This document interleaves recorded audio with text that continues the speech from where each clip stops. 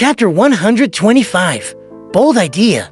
When faced with a strange sense of familiarity, other Sequence 9 Beyonders might try their best to recall or even disregard and forget about it. But Asir was different. Klein immediately ended the ritual and dispelled the wall of spirituality. He took out a piece of paper and wrote on it a statement, the source of the sense of familiarity. After which, he sat on the edge of the bed in the room and silently recited it with a piece of paper in hand. 7 times later, his pupils became darker. He fell asleep with the help of cogitation and started conversing with his own spirituality. In the hazy, contorted world, Klein saw a carriage. He saw a young lady wearing a long gray dress. This lady had smooth black hair, her face a little round. She had a gentle and pleasant demeanor, but her body was shivering unnaturally. The image flickered, and once again, Klein saw this young, pretty lady at the underground market. She was squatting and conversing with someone. The dream receded quickly, and Klein woke up, understanding why the image he saw in the mirror was so familiar. He had met this person before. The first time was at Daffodil Street, in the district near Iron Cross Street. The captain and the rest were chasing down instigator Triss that night. There must be a connection. Klein thought for a few seconds, then set up the ritual once again.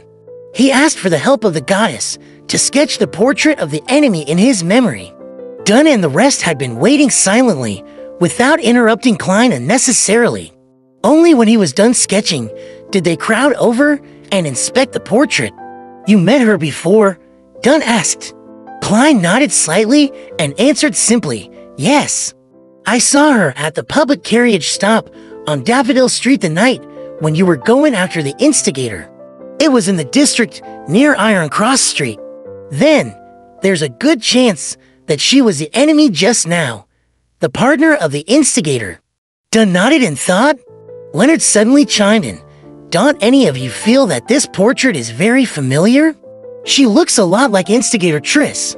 Klein froze, immediately casting his gaze at the portrait again and studying it carefully.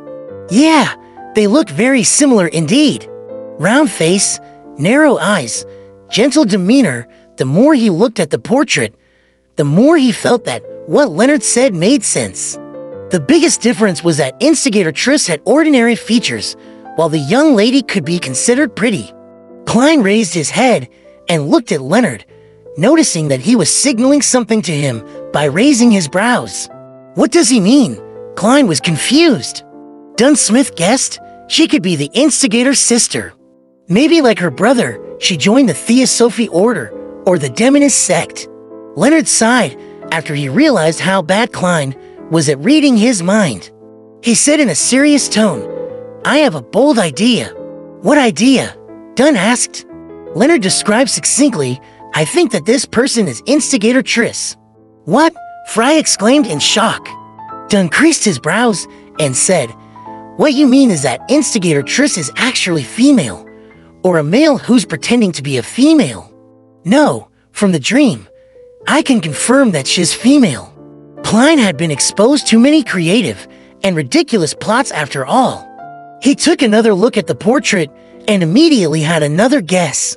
Could it be that Instigator Triss became a female? That could explain many things. For example, why would the trail leading to Triss suddenly sever? Why couldn't they find any traces, even with divination? Perhaps because there was a fundamental change to their target. The only question was how he could change into a woman in such a short span of time.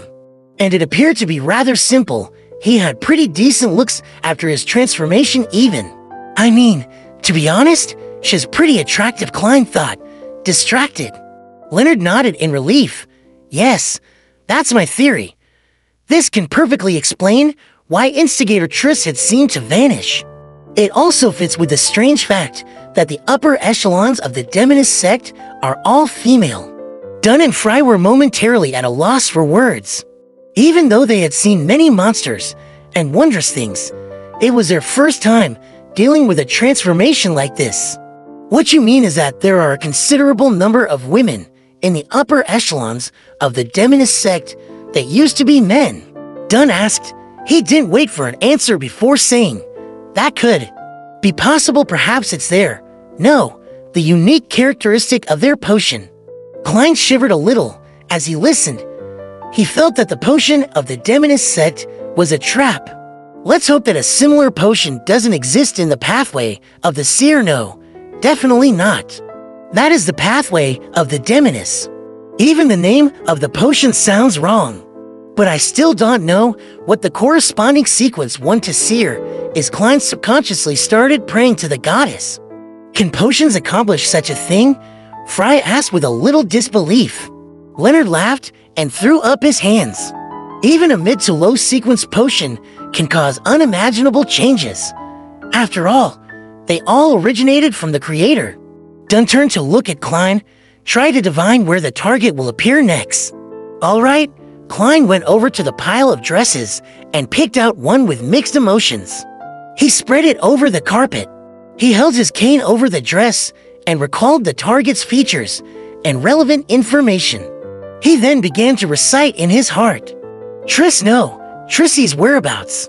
Tricey's whereabouts. 7 times later, Klein's pupils turned from brown to black. Wine started to blow around him. His left hand released his cane, allowing the black cane to wobble. Despite the shaking, the cane failed to fall. It stood tall in its original position. There's an interference, Klein said with a deep tone. An interference implies that our assumptions are correct. That lady just now was most probably instigator Triss. No, Tricey. Upon seeing this, Dunn nodded indiscernibly. They live up to the reputation of the Demonist sect, which has been active since the last epoch. Since Triss had transformed into Tricey, Dunn deduced that she wasn't part of the Theosophy order, but the Demonist sect. Surveying the surroundings, Dunn sighed and said, we can search for her through different means, such as where these clothes came from or the owner of this house.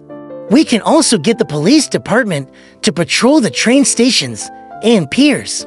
We might be able to get some clues like that, but Tricey will definitely have had enough time to leave Tingen. Yes, I'll try it again above the gray fog when I'm back at home. Klein was cautious of people like Tricey who wanted to unleash a massacre on a whim. He wanted to desperately find her and execute her on the spot. Leonard, head to the police department and gather a group to wrap up things here. Klein, you can go back and rest now. Dunn rubbed his temples and paused for a few seconds. He said to Klein, partially to test him and also to teach him, how would you have handled this evening's mission? Assume that me, Leonard, and Fry are the only members on your team. Klein creased his brows and thought for more than 10 seconds. ID first used divination to ascertain if the ritual would take effect soon. If the answer was negative, then ID stick to observing and not approach. Then ID notify the police department to deploy personnel around the area, as well as gather at least 5 cannons to bombard the entire building to wherever Tricey was hiding was leveled. She could either be blasted to death in the building or attempt to flee amidst the cannon fire. This would easily expose her. Until then, I would station you and the rest at different spots. He got more and more excited as he continued. He felt that his idea was simple and effective, barbaric and decisive. It was very safe and very appropriate. Dunn, Leonard, and Fry were dumbfounded. They didn't say anything for a long time. Captain, is that not a good idea? The excited Klein's heart thumped rapidly when he saw that they had no reaction. Dunn was silent for a few seconds before he said, no, it is a good idea. But the premise is that we have to confirm that forceful destruction of the altar wouldn't create a more disastrous outcome. Sigh. As longtime Nighthawks, we're accustomed to relying on ourselves, our powers as Beyonders, and guns in all circumstances. We're not used to allowing normal people to come into contact with supernatural incidents. All right, I was always an ardent fan of firepower bombardment, Klein added in his heart. Klein and Leonard walked to the carriage station about 500 meters away before they saw it. After waiting for a while, they returned to Iron Cross Street. One went to the nearby police station, while the other returned to Daffodil Street. When Klein arrived at his front door, he adjusted his clothes and made sure that everything was all right before fishing out his keys and opening the door. Melissa and Benson were in the living room, quietly doing assignments and reading books respectively under the light from the gas lamp.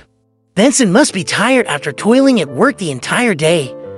Yet, he perseveres in his studies after he comes home. What a determined man. I can't do that. All I can think about now is lying down. Klein glanced at his brother and smiled, giving a silent greeting by raising his hand. Benson smiled and said, "I now understand the price behind a handsome salary. There's a price for everything in this world. There's something we must give before we can gain anything in return," Klein said, leaving his cane on the rack next to the door. "That's apparently something Emperor Roselle said, right?" Melissa stopped writing and looked up. The Tingen Technical School was different from universities and public schools. There was only 2 weeks for summer break, from late July to early August. Their lessons resumed the moment the hottest days were over. "Is that so? I don't remember," Klein replied, his expression a little rigid. He took off his hat and headed upstairs. He intended to divine Trissie's whereabouts as soon as possible. Suddenly, he heard his stomach rumble. He felt intense hunger pangs. "Oh right, I haven't had dinner." But the note I left said that the security company would provide food and asked them not to leave any food for me. "Seriously, Captain? You actually forgot about it?" Klein's expression changed several times as he intended to pretend that he was full. At that moment, Melissa turned and looked at him. She pointed to the kitchen and said, "We left a small piece of lamb chop and a bowl of thick vegetable soup for you. There are a few sticks of bread left too."